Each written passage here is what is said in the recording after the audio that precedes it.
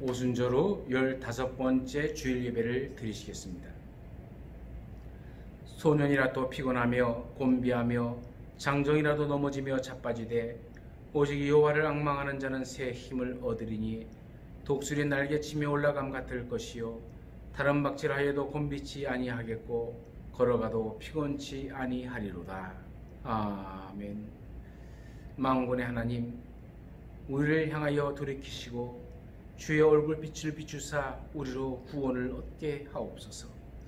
저희를 눈물 양식으로 먹이시며 많은 양의 눈물을 마시게 하셨던 것은 저희에게 향하신 사랑이 크셨기 때문임을 믿습니다. 이 고난의 시간들이 속히 지나가게 하시고 다시 빛 대신 주님 앞으로 나아올 수 있도록 우리에게 다시 한번 기회를 허락하여 주옵소서. 주의 자녀들이 주의 전에 나와 예배하는 날이 속히 오게 하옵소서.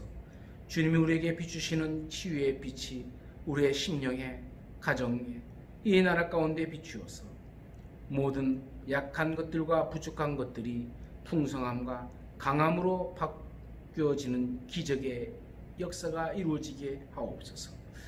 우리 모두 그 빛을 바라봄으로써 새 힘을 얻는 시간이 되게 하옵소서. 비록 영상으로 드리는 예배이지만 은혜 충만한 예배가 되게 하시며 오직 주님 홀로 영광 받아 주옵소서. 예수님의 이름으로 기원하옵나이다. 아멘. 찬송가 340장을 부르시겠습니다.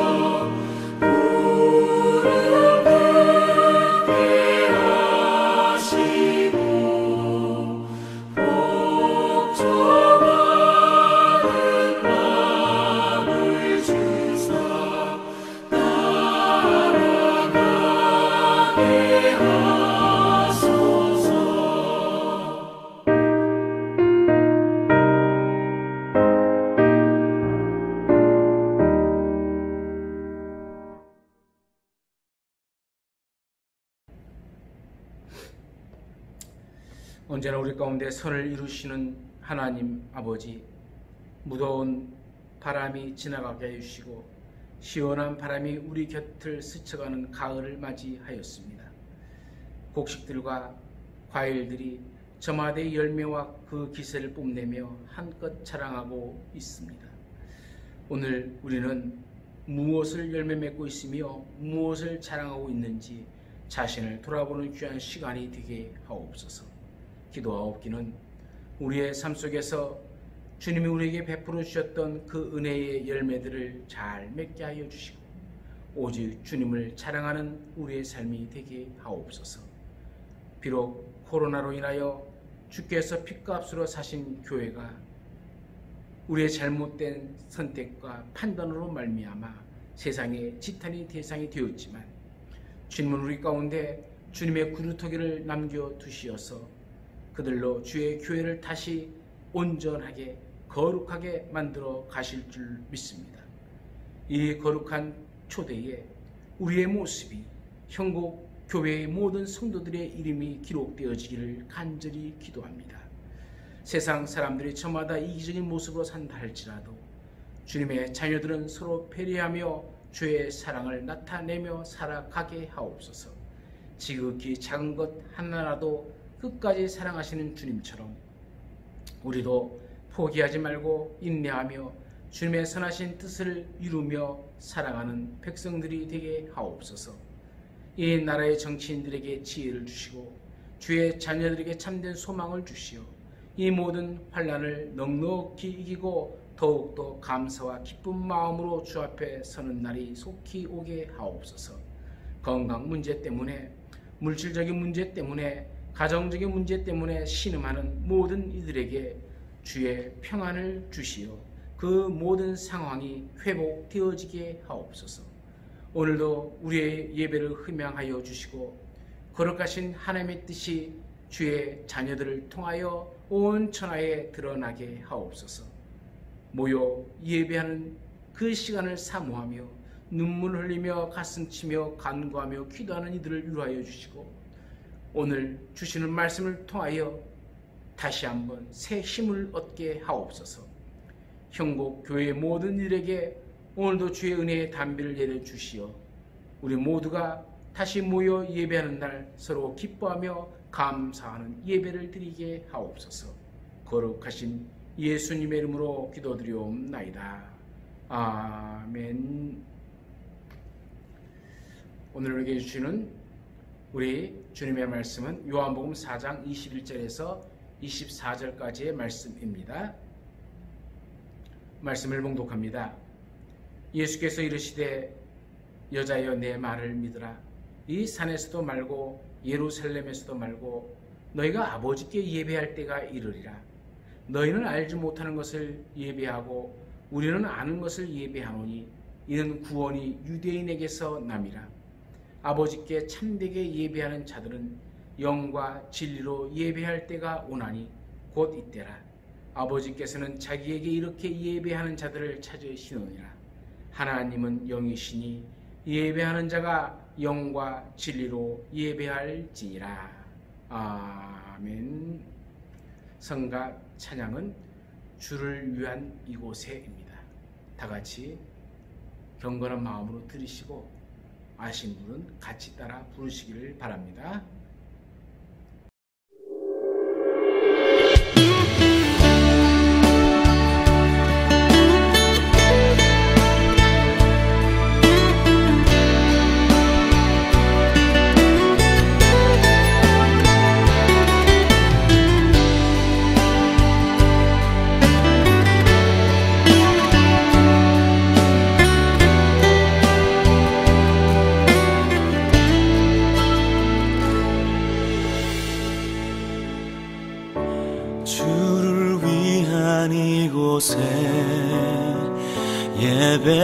예배하는 자들 중에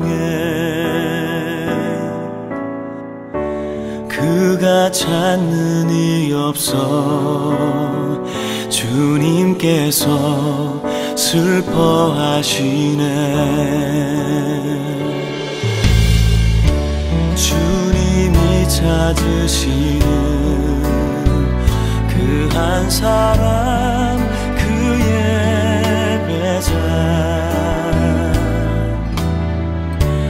내가 그 사람 되길 간절히 주께 예배하네. 주 은혜로 이곳에 서 있네. 주 임재에 엎드려 엎드려 절하네. 그 어느 것도 난 필요 없네. 주님만 경배해. 주 은혜로 이곳에 서 있네. 주 임재에 엎드려 절하네. 그 어느 것도 난 필요 없네. 주님만 경배해.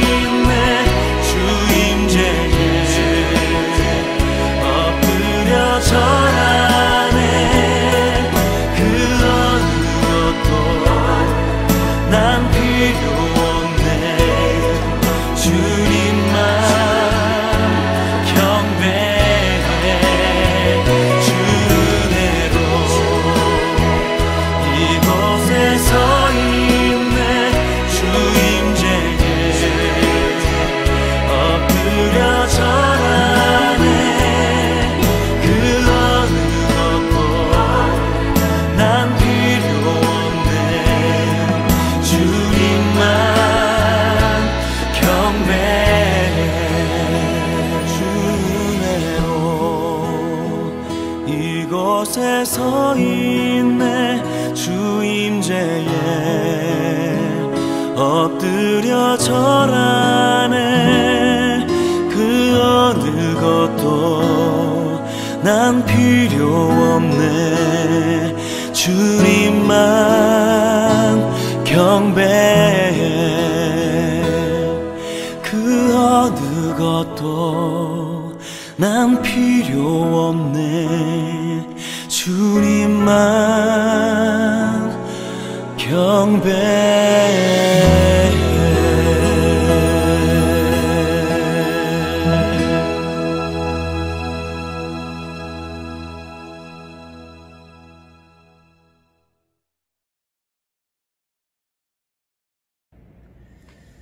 KBS에서는 1983년 6월 30일부터 11월 14일까지 무려 138일에 걸쳐 453시간 45분 동안 생방송으로 이상가족 찾기 특별 프로그램을 진행하였죠. 이상가족 찾기 생방송은 세계 방송사상 유례없는 이 감격과 흥분 속에서 펼쳐진 한편의 인간 드라마였습니다. 우리는 민족의 비극인 6.25 전쟁을 겪으면서 부모와 자식이 헤어지는 아픔을 경험해야만 했죠. 형제 자매가 뿔뿔이 헤어질 수밖에 없었습니다. 부부가 헤어지기도 했습니다. 헤어진 가족들이 얼마나 보고 싶겠습니까? 얼마나 찾고 싶겠습니까? 지금도 헤어진 가족을 만나지 못한 분들은 찾고 계시고 있지 않습니까? 그런데 하나님께서도 사람을 찾고 계시다는 것을 알고 계십니까? 하나님께서 찾고 있는 사람은 능력 있는 사람이 아닙니다. 잘생기고 예쁜 사람도 아닙니다. 돈 많은 사람도 아닙니다. 목사와 장로와 권사와 집사도 아닙니다. 하나님께서는 참되게 예배하는 자를 찾고 계십니다. 그러면 왜 하나님께서는 참된 예배자를 찾고 계시는 것일까요? 그것은 참된 예배자가 그만큼 없다는 얘기입니다. 예수님께서는 예루살렘에서 갈릴리로 가기 위해서 사마리아를 통과하게 되어집니다. 사마리아를 통과하면서 예수는 야곱의 우물가에서 한 여인을 만나죠. 그 여인에게 물을 좀 달라 요구하면서 대화를 시작합니다. 예수는 이 여인에게 영원히 목마르지 않는 물에 대한 말씀을 전해줍니다. 이 이야기를 들은 여인은 그런 물을 내게 두셔서 나로 목마르지도 않고 또 온물에 물을 길러 오지 않게 해달라고 간구하죠. 근데 예수님께서 느닷없이 내 남편을 불러오라 하십니다. 이 여인이 남편이 없다라고 하자 예수님은 너에게 남편이 5이 있었고 지금 있는 자도 내 남편이 아니니 네 말이 맞다라고 하십니다. 예수님의 말을 들은 이 여인은 정말 예수님은 선지자구나라는 인식을 하게 되어집니다. 그리고는 자신이 가장 궁금했던 것을 질문하죠. 예배에 대한 질문입니다. 예수님은 이 사마리아 여인의 질문을 듣습니다. 이 사마리아 여인은 사마리아 사람들은 그리심산에서 하나님을 예배해야 한다 하고 유대인들은 예루살렘에서 예배해야 한다고 하는데 어떤 말이 맞습니까? 라고 질문을 던지죠. 지금 예수님께 예배드리는 장소가 그리심산이 맞습니까? 예루살렘이 맞습니까? 라는 질문을 던지는 것이죠. 이에 대해 예수님께서는 그리심산에서도 말고 예루살렘에서도 말고 예배할 때가 이를 것이다 라고 말씀하시면서 하나님께서는 영과 진리로 예배하는 자들을 찾고 계신다고 말씀해 주었습니다. 예수님은 예배의 장소에 대해서 묻는 여인에게 예배의 장소의 문제가 아니라 예배자의 중요성에 대해서 말씀하고 있는 것이죠. 분명 그 당시 예루살렘 성전에서도 그린심 성전에서도 예배하는 자들이 있었습니다. 각 회당에 모여 예배하는 자들이 있었습니다. 그런데 하나님은 예배하는 자를 찾고 있다는 얘기입니다. 이 말씀은 수많은 곳에서 예배를 드리고 있지만 하나님이 찾으시는 참된 예배자는 없다는 말씀이죠. 지금 코로나19로 인해 많은 교회들이 온라인 예배를 드리고 있습니다. 온라인 예배에 대한 갑론을박이 많습니다. 그런데 주님께서는 예배는 장소가 문제가 아니라고 말하는 겁니다. 하나님께서는 어떤 장소에서 예배하는 자를 찾고 계신 것이 아니라 어떤 곳이든지 참되게 예배하는 자를 찾고 계시다고 말씀하고 있는 것이죠. 그런데 우리가 오해하지 말 것은 이는 교회에 와서 예배를 안 드려도 괜찮다는 말이 아닙니다. 지금은 특수한 상황이기 때문에 어쩔 수 없이 온라인으로 예배를 드리지만 우리가 함께 모일 수 있는 환경 가운데 있다면 당연히 함께 모여서 예배를 드려야 됩니다. 히브리서 10장 25절에 이렇게 말씀하잖아요. 모이기를 피하는 어떤 사람들의 습관과 같이 하지 말고 오직 권하여 그날의 가까움을 볼수록 더욱 그리하자. 여기서 그날이란 예수님의 재림의 날을 말하는 것이죠. 다시 말하면 예수님의 재림의 날이 가까이 오면 올수록 우리는 모이기를 더욱 힘써야 된다라고 말씀하고 있는 겁니다. 얼마 전에 시집간 청년이 전화가 왔어요. 코로나19 시대를 맞이하면서 목사님께 질문할 게 있다는 겁니다. 자기는 이때에 온라인 예배도 좋다고 했습니다. 그래서 제가 그렇게 말했죠. 코로나19가 끝나도 사람들이 온라인 예배를 드리려고 하는 것은 집에서 예배 드리는 것이 편하기 때문이다. 교회 가지 않아도 되고 봉사 안 해도 되고 사람과의 관계도 어렵게 안 해도 되니까 그렇게 하려고 하는 것, 이것은 편리주의다. 우리가 편리주의 시장에 빠지면 안 된다는 겁니다. 예배는 우리 편한 대로 드리는 것이 아니라 하나님께서 원하시는 예배를 드려야 된다고 말해 주었습니다. 참된 예배라는 것이 어떤 것입니까? 한마디로 말하자면 내가 원하는 예배가 아니라 하나님께서 원하시는 예배가 참된 예배입니다. 내가 편한 대로 예배하는 것이 아니라 하나님께서 기뻐하시는 예배가 참된 예배이지요. 마찬가지로 참된 예배자는 하나님께서 원하시는 대로 예배하는 자입니다. 참된 예배가 있다면 헛된 예배도 있다는 말이 되어집니다. 곧 하나님께서 기뻐 받으시는 예배가 있다면 받지 않으시는 예배가 있는 것이고 아벨의 제사가 있다면 가인의 제사도 있는 것입니다. 우리는 참된 예배를 드리는 참된 예배자가 되어야 됩니다. 하나님께서 찾으시는 참된 예배자는 어떤 사람입니까? 오늘 본문을 통해서 말씀을 드리고자 합니다. 첫 번째는 하나님께서 찾으시는 참된 예배자는 영으로 예배하는 사람이죠. 그런데 영으로 예배한다는 것이 무엇을 의미하는 겁니까? 성경을 보면 인간의 구성 요소를 영혼과 육으로 구분하기도 하고 영과 혼과 육으로 분류하기도 합니다. 여기서는 인간이 영과 혼과 육으로 구성되었다는 것을 전제로 말하고 있는 것이죠. 우리는 지금 교회에서 집에서 육으로 예배를 드리고 있습니다. 육으로 예배하는 것은 예배 행위일 수 있지만 그 자체가 하나님께서 찾으시는 예배자의 모습은 아니라는 것입니다. 습관을 따라 교회에 나와 몸만 앉아 있다면 그것은 결코 하나님이 기뻐 받으시는 예배가 될 수 없습니다. 우리는 관습에 의한 예배 행위와 예배 그 자체를 혼동해서는 안 되는 것이죠. 그러면 혼으로 드는 예배는 어떤 것입니까? 혼이란 감정이 유치하는 자리라고 얘기합니다. 우리는 예배 드릴 때 종종 감정에 휩싸일 때가 있죠.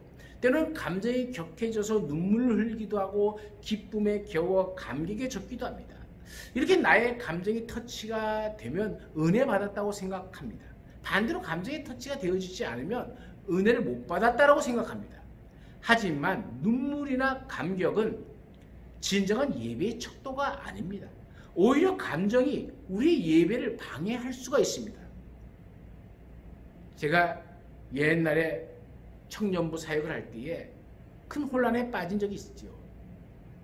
청년들과 함께 청년부 예배를 드렸습니다. 뜨겁게 찬양하고 같이 예배 드렸습니다. 청년들은 열정적으로 손뼉 치기도 하고 뛰기도 하고 눈물을 흘리며 찬양을 했습니다. 그런데 그 모든 사역을 마치고 버스를 타기 위해서 제가 나오는데 청년들이 물을 지어 어디론가 가는 거예요. 가만히 봤더니 호프집으로 들어가는 겁니다. 예배 드릴 때 그렇게 열정적으로 찬양하고 눈물까지 흘렸던 청년들이 예배 끝나고 술집으로 향하는 것을 보면서 제 눈을 의심했습니다. 가슴이 아팠습니다. 이 청년들이 바로 혼으로 예배 드리는 겁니다. 감정에 치우쳐 예배 드리는 것이죠. 참된 예배는 육으로 드리는 것도 혼으로 드리는 것도 아닙니다. 참된 예배는 영이신 하나님을 닮은 우리의 영이 하나님의 사랑과 은혜를 깊이 깨닫고 감사함으로 나아갈 때 비로소 이루어집니다. 그렇다면 어떻게 영으로 예배 드릴 수 있다는 말입니까? 그것은 성령님께서 우리의 심령을 지배하시면 됩니다. 다시 말해서 우리는 성령님의 도우심이 없이는 결코 참된 예배를 드릴 수 없고 참된 예배자가 될 수가 없습니다. 바울은 성령이 아니고는 누구든지 예수를 주라 말할 수 없다라고 말했잖아요. 성령께서 이끌지 아니하면 누구도 예수를 주라 얘기할 수 없고 하나님께 참된 예배를 드릴 수도 없고 참된 예배자도 될 수가 없는 것입니다. 우리는 성령님과 더불어 영으로 예배 드림으로 하나님이 찾으시는 참된 예배자가 되어지기를 간절히 축원합니다. 두 번째는 진리로 예배해야 됩니다. 여러분, 진리는 무엇입니까? 요한복음 17장 17절에 이렇게 말합니다. 그들을 진리로 거룩하게 하옵소서. 하나님의 말씀은 진리니이다. 진리는 하나님의 말씀이라고 우리 주님께서 가르쳐 줍니다. 우리는 예배를 받으시는 분이 누구인 줄을 알아야 됩니다. 그분께서 우리를 위하여 행하신 놀라운 은혜를 깨달아야 됩니다. 하나님이 누구시며 그분의 사랑과 은혜가 어떠한지를 밝히 보이는 것이 바로 진리의 말씀이죠. 그러므로 우리는 진리의 말씀을 통하여 예배 드려야 됩니다. 말씀의 기준에 맞추어 예배 드려야 됩니다. 예배는 곧 하나님의 말씀에 대한 우리의 응답입니다. 골로새서 3장 16절부터 17절에는 이렇게 말하죠. 그리스도의 말씀이 너희 속에 풍성히 거하여 모든 지혜로 피차 가르치며 권면하고 시와 찬송과 신령한 노래를 부르며 감사하는 마음으로 하나님께 찬양하고. 초대교회 성도들은 시와 찬송과 신령한 노래를 부르며 감사하는 마음으로 예배를 드렸습니다. 그런데 이 말씀을 가만히 보면은 그냥 시와 찬송과 신령한 노래를 부르는 것이 아닙니다. 그 앞에 전제가 붙어 있습니다. 그리스도의 말씀이 너희 속에 풍성히 거하여, 이 말씀이죠. 그 그리스도의 말씀이 그들 속에 풍성하게 거할 때에 비로소 바른 찬양, 바른 시, 바른 찬송, 신령한 노래를, 신령한 기도를 드릴 수 있다는 얘기입니다. 예배란 언제나 하나님 말씀의 기초에서 드려져야 됩니다. 참된 예배자는 매일 말씀을 읽고 묵상하며 하나님 앞에 나오는 사람이죠. 하나님의 말씀이 그 속에 풍성히 거하는 사람입니다. 하나님의 말씀은 생명력이 있습니다. 생명력 있는 하나님의 말씀이 내 안에 거할 때에 우리는 참된 예배자가 될 수가 있습니다. 세 번째는 삶의 예배를 드려야 됩니다. 로마서 12장 1절에는 형제들아 내가 하나님의 모든 자비하심으로 너희를 권하노니 너희 몸을 하나님이 기뻐하시는 거룩한 산 제물로 드리라. 이는 너희가 드릴 영적 예배니라 라고 말씀하고 있죠. 하나님께 드리는 제물은 산채로 드려지는 것이 없습니다. 다 죽여서 하나님께 드려지죠. 그런데 바울은 산 제물로 드리라 말하고 있죠. 이는 곧 우리의 삶이 예배가 되어야 됨을 말하고 있는 겁니다. 우리는 교회에서 예배하는 자로 그치는 것이 아니라 우리의 삶의 현장에서 삶의 예배를 드려야 됩니다. 삶의 예배는 매 순간 하나님과 교제하듯이 사는 것이죠. 광주리 성도라는 말 들어보셨습니까? 광주리가 물속에 잠겨 있을 때는 그 광주리 속에 물이 가득한 것처럼 보입니다. 하지만 광주를 쭉 걷어올면 물이 싹 빠져나가 버리죠. 남아있는 것이 없습니다. 마찬가지로 성도들 가운데는 광주리 같은 성도들이 있다는 것이죠. 예배 드릴 때는 교회 안에서는 믿음이 충만한 것 같은데 세상에 나가면 믿음이 찾아보기 힘들어요. 아니 세상 사람보다 더 못해요. 왜 이런 현상이 일어납니까? 예배와 삶이 분리되어 있기 때문에 그렇습니다. 유명한 신학자인 캠벨 모르간이라는 사람이 있죠. 그 사람이 이렇게 말합니다. 삶의 방식으로의 예배가 6일 동안 먼저 선행되지 않는다면 성전에서의 예배는 무의미하다. 천주교에서는 미사를 드리죠. 예배를 뜻하는 이 미사라는 단어는 예배의 마지막에 선언하는 이테 미사 에스트에서 왔습니다. 이런 예배는 이로써 마친다.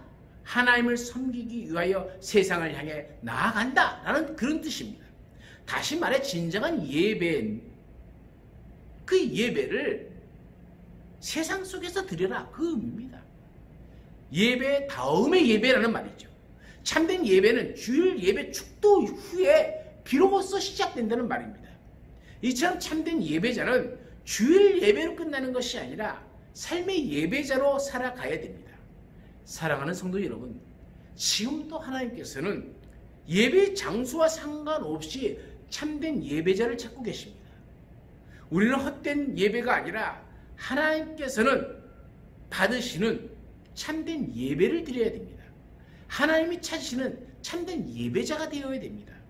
참된 예배자가 되기 위해서는 영과 진리로 하나님께 예배해야 됩니다.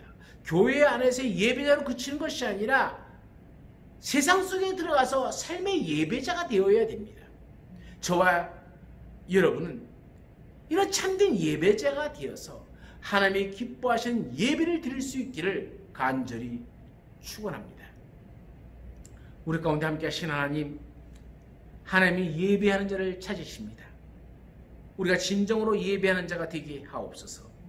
영으로 성령님을 모시고 예배하는 자, 살아가는 자가 되게 하시고 진리의 말씀 가운데 우뚝 서서 예배하는 자가 되게 하여 주옵시고 내 삶 속에서 예배자의 삶으로 살아가는 백성들이 되어서 하나님께서 찾으시는 예배자, 그 이름에 오늘 나의 이름이, 우리의 이름이 기록되게 하옵소서.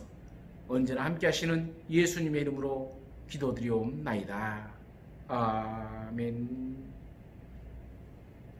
찬송가 409장을 부르시겠습니다.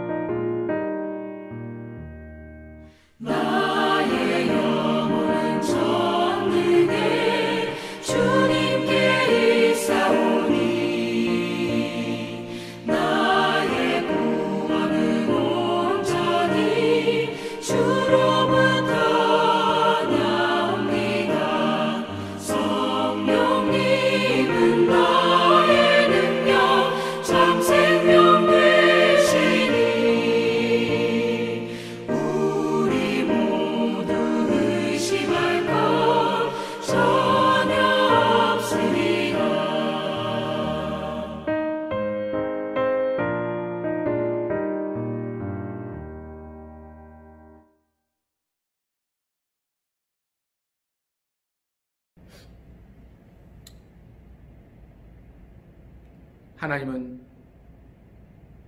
참된 예배자를 찾으십니다. 오늘 우리의 삶은 참된 예배를 드리기를 간절히 원합니다. 내 삶이 참된 예배자의 삶이 되기를 간절히 원합니다. 성령을 모시고 영으로 예배드리며 진리로 하나님을 예배하게 하옵소서. 교회 안에서의 예배자로 그치는 것이 아니라 삶 속에서의 예배자가 되게 하옵소서. 이 믿음과 소망을 가지고 세상을 향해 나아가는 주의 자녀들과 저들의 가정과 기업 위에 이 나라와 민족과 주께서 세우신 모든 교회들을 위해 우리 주 예수 그리스도의 한량없는 은혜와 하나님 아버지의 그 크신 사랑하심과 성령님의 인도하심과 교통하심의 역사와 도우심의 은총이 영원토록 함께 있을지어다. 아멘.